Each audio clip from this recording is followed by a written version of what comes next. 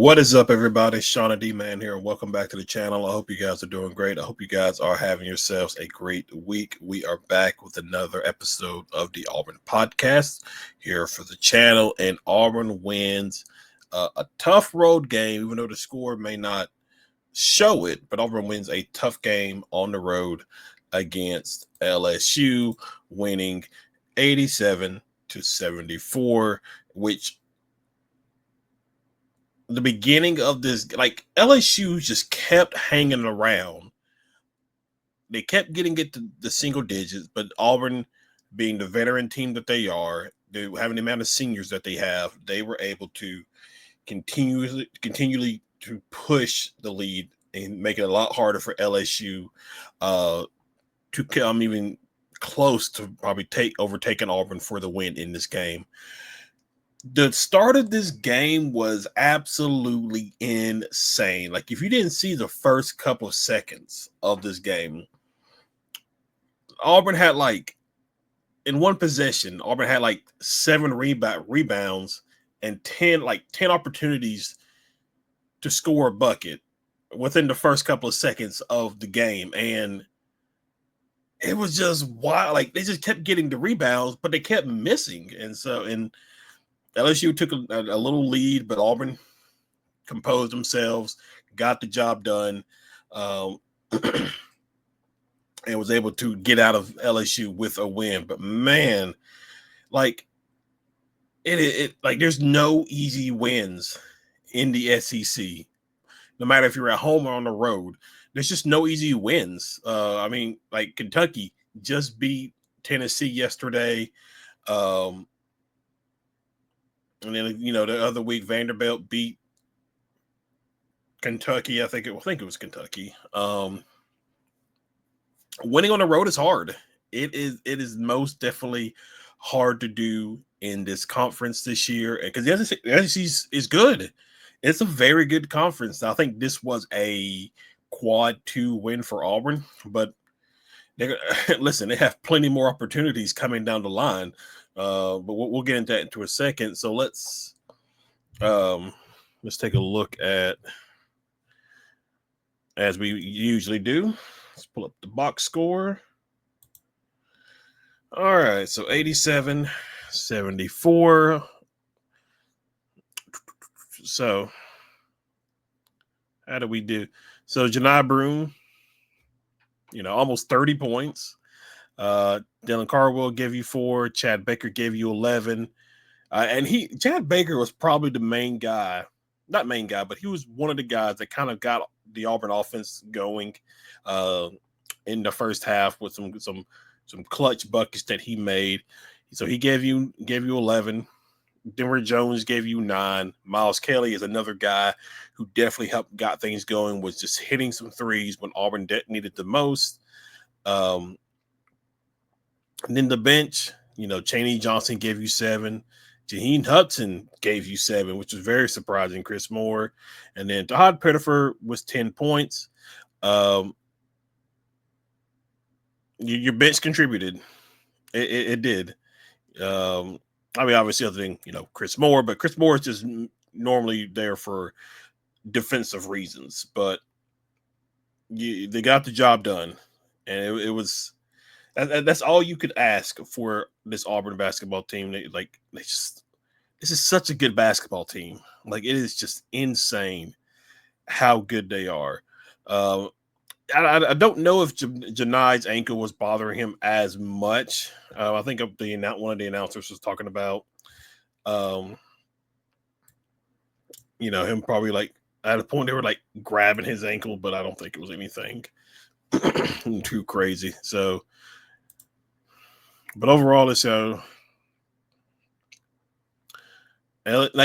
So Auburn was 1 of 13 or something like that to start the game, while LSU was 4 of 7. They that first half, they were shooting the ball relatively well. They turned it over a good bit, which you'll see in a second.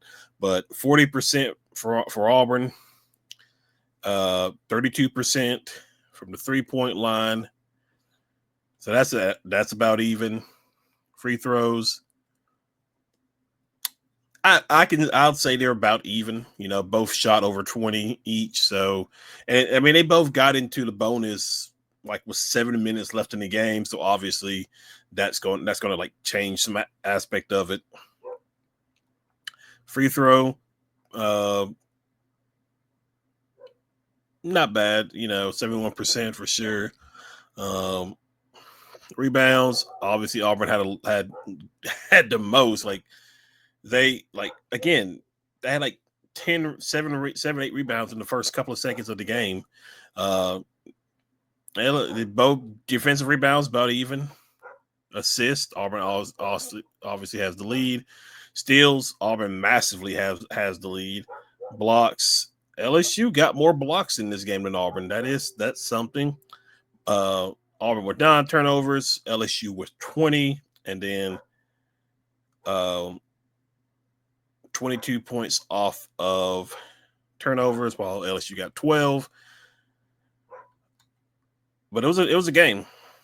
It was a game. Fouls were almost about even. I would just say points in the paint. Obviously, Auburn is gonna dominate in that area.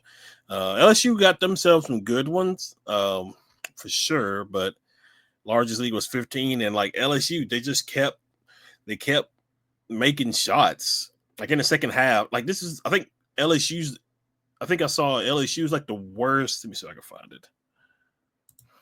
Somebody, let's see. Nathan King said he tweeted the worst 3-point shooting team in the SEC is 7 of 15 from 3-point range. Now this was probably, I think he tweeted this like maybe in the first half. I don't remember when he tweeted it. It might have been in the first half, but yeah, they were hitting some threes. Give credit to them. Like they played relatively well. Like you can't really, fault them for that. They're 12 and 8 now, 1-6 in the conference. But again, Auburn handles business. That's what more can you say? And then let's see. So, and this is kind of what their upcoming schedule looks like. They got to go on the road again to Ole Miss, Oklahoma. They got Florida at home, which is nice. You got to go on the road to Vanderbilt. That's going to be a tough game. They've beaten 2 really good basketball teams in Kentucky and Tennessee. You got the big matchup with Alabama. We'll see. At the time of me recording this, they're currently taking on Mississippi State right now. So we'll have to see how that shakes out. But that could be a potential, top 5 matchup in Tuscaloosa on February 15th. So that's going to be very interesting to see on how things play out for sure. Arkansas, Georgia, you get 3 straight home games after that. So that's nice. And then back to back. And so it's going to be tough. There's no easy road wins whatsoever. And that's just how it is, I guess. This was yesterday, right? No, this was Tuesday. So this is let's see if anything's changed. Auburn number 1 seed. So I think last I looked, I can't remember who he had last time I looked, but Auburn would have. Well, that's interesting. Should be an easy win to 30 round of 32. Should be an easy win to the round of 16 or Sweet 16. Wow, you could right now you could play. Ooh, actually, might be some tough matchups in this bracket. Depending on how Texas A&M and Wisconsin do. Not bad. Like obviously, they're going to be the number 1 overall seed if things hold up. I would think they will still be the number 1 seed regardless of how things shape out, even if they lose a few games. I think one of the announcers mentioned that Auburn is number 1 in KenPom and number 1 in strength of schedule. Like that non-conference game or those non-conference games that Auburn set up has really benefited them very much. And even with the loss to Duke, if Duke continues to win, it's kind of helping both out because Duke would have a win over the number one team, and obviously Auburn played it relatively close against Duke. So, but as far as standings go, obviously we got to wait and see. Wait and see how things play out with the SEC. I think it's the who else is playing? Texas and Ole Miss. Okay, so as of right now, obviously Auburn has the lead. Auburn is 7-0, so they're basically a full game ahead. If I remember that right, if I think that right. You got to win over Missouri, so there's not really a threat to worry about that anything from them. Florida, I think honestly, I would feel if Alabama somehow loses tonight against Mississippi State. Again, I'm recording as they're playing. Obviously, got to wait. Obviously, won't know how it goes afterwards. But like, if Auburn could get themselves like a full 2 games ahead, I think that would be relatively nice. And then you just got to be sure you beat the teams you need to beat to stay, because Auburn's they're going to get a top 4 bye in the SEC tournament regardless. Like, but it's going to be interesting. Like everybody else, you got Alabama was 1 conference loss, Missouri, Florida 2, Texas A&M's right there. You got to play them later, and then there's like a bunch.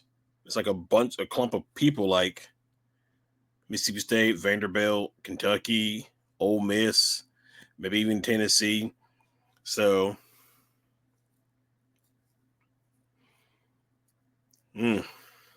SEC's tough, man. It's very tough this season, for sure. Give credit to the players and the coaches for really upping the ante and like providing better basketball for the conference, for sure. That's pretty much it. Nothing really else. Nothing football related is going on. Auburn had their junior day. Mapson, the running back that reclassified for the 2025 class, obviously he committed to Auburn the other day. Not really a big surprise. So Auburn's going to go into spring with at least 5 running backs. We'll see what happens after spring. But other than that, that's pretty much it. Nothing else has really gone on. Guys, thank you for hanging out. Thank you for watching. I'll see you guys on what's Saturday? I think it's Saturday. I can't remember what time is tip off for Ole Miss. Kind of hope it's early. I really kind of hope it's early.